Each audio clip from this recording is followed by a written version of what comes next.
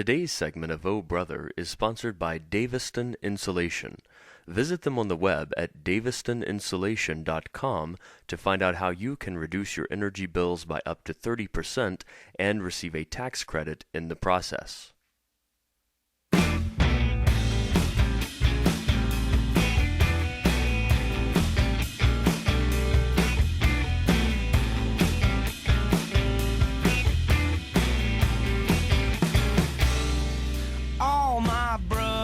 So southern, they'll get up for you for nothing. Take this brother I've known for Holy moly, it's Thursday here on Oh Brother and Reed. It's not just any Thursday. I think it's the best Thursday of the year. It's the most wonderful time of the year, I would say. Yeah, you're listening to Oh Brother. I'm Will Lochamy along with Reed Lochamy. This is a podcast that you can find at ohbrotherradio.com or on iTunes. You just search Oh Brother. You can email the show with any comments or questions, ohbrotherradio@gmail.com. And, of course, follow us on Twitter at Oh Brother. Now, Reed, it's the most important Thursday of the year because it's the beginning of college football. Today, as a matter of fact, September 3rd is the air date for today's segment, and it marks the beginning of the season. South Carolina versus NC State is the first official game, which really I would normally care about that game at all, but it is a college football game. And so SEC. Right. That's true. That's We're right. dealing with the SEC here. Now, Reed, it's Thursday, so we always have Three's a Crowd on Thursday, which is where we bring in a guest. That's right. And today, it's a very special Thursday, so we have a very special guest, a legendary voice in college football, the voice of the Alabama Crimson Tide, Eli Gold, joins us. Eli, welcome in. Thank you, guys. Good to be with you this morning. Great, great. Now, the way we start all these segments is Reed will ask 3 questions. They're pretty easy, no pressure. It's just sort of an introduction of sorts. Right, so Reed, fire away. Okay, Eli, first question. This is what we always ask of our guests. What is your name? Well, I've been called a lot of things over the years, but I usually answer to Eli Gold. Okay, that's good. See, that's a solid start for Eli. Eli, second question. Where were you born? I was born in a hospital in Brooklyn, New York. See, good answer. That's my favorite. Nobody ever gives that answer. No one. And no it's one the yet one I has always given hope for. Good. And Eli, third question. If you had to change your last name, but your new last name also had to be the name of an element in the periodic table, which one would you choose? I guess I'd probably go to silver. Having already exhausted gold for 50-something years, I would try silver. Eli Silver. I like it. It has a ring to it. Will, you got a question for Eli? What's our first question? Yeah, getting right to the football questions. I don't think it's any surprise to anyone that Coach Saban was able to come into Alabama and turn that program around. But how fast he did it. Did that take you by surprise? That catch you off guard a little bit, how quick he turned the program around? I think it probably did. I don't know if anybody necessarily expected that the team would run the table in the regular season last year. You knew that there was talent, you knew there was depth, and yes, you know that Nick Saban has a resume that is pockmarked with championships. But to say that I knew that that was going to happen last year, well, that would be a fib. Right, right. I think some people maybe were a little bit nervous after the La Monroe bump in the first year, but then, of course, very quickly, almost like it never happened, right back to number one in the nation. Well, you know, when Coach Saban came into LSU, they lost to UAB, which at that time was still a program in its embryonic stages, and then the next year they won the national championship there on the Bayou. So, you know, you're going to have those bumps. You're going to have those transitional periods. But last year was very, very much a special year.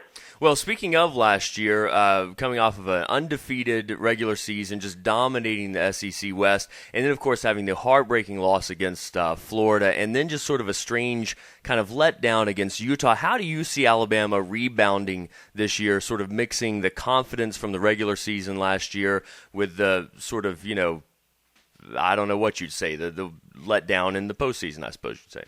Well, the defense certainly is very, very strong, blazingly fast.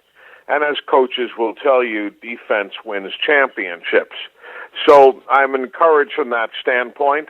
Obviously, on the offensive line, as we are now a couple of days away from kicking it off, you know, there are some new faces, you know, regardless of who exactly gets the starts.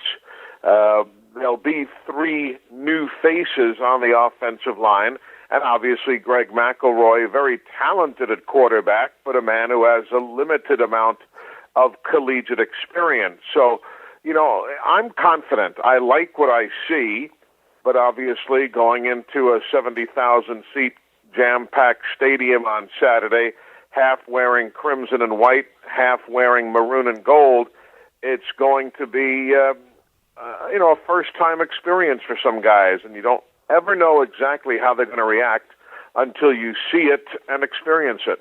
Well, and that actually leads into my next question.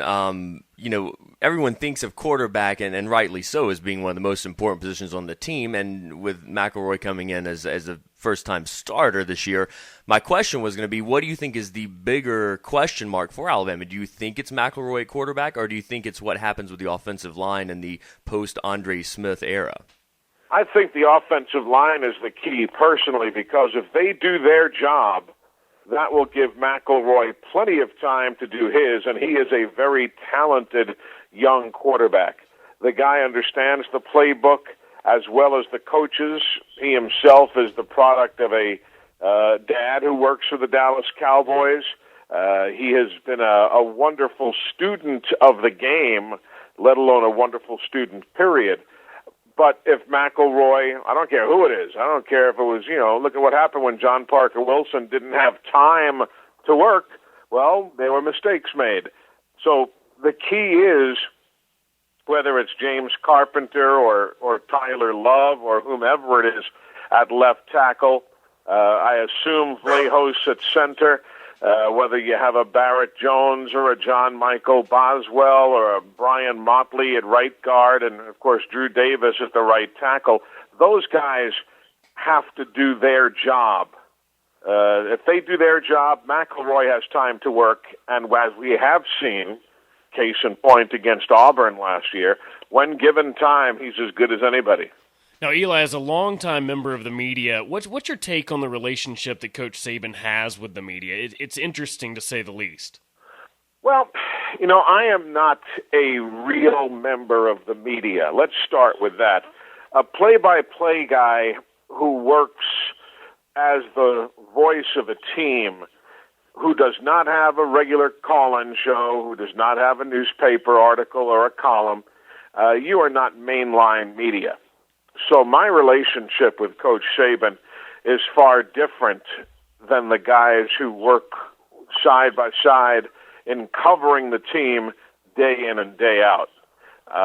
So I don't know if I'm really able to make that comparison. I hear that he can intimidate this one, he intimidates that one, he can be a little, I don't want to necessarily say harsh, but very direct. But he and I sit down, we have private visits, we talk and record shows and stuff like that. So I don't know if I'm truly qualified to answer that, because my relationship and my work approach with him is far different than the beat writers and the daily talk show guys and the TV guys. Do you think it's fair to say that he's gotten somewhat of a bum rap from the national media because of the whole leaving Miami situation, that it seems like a lot of these guys sort of have an agenda Nick Saban can do no right, so to speak? But you, from your personal contact with him, you think that's not fair? I don't think any of those guys, I can't say what's fair or not. Everybody looks at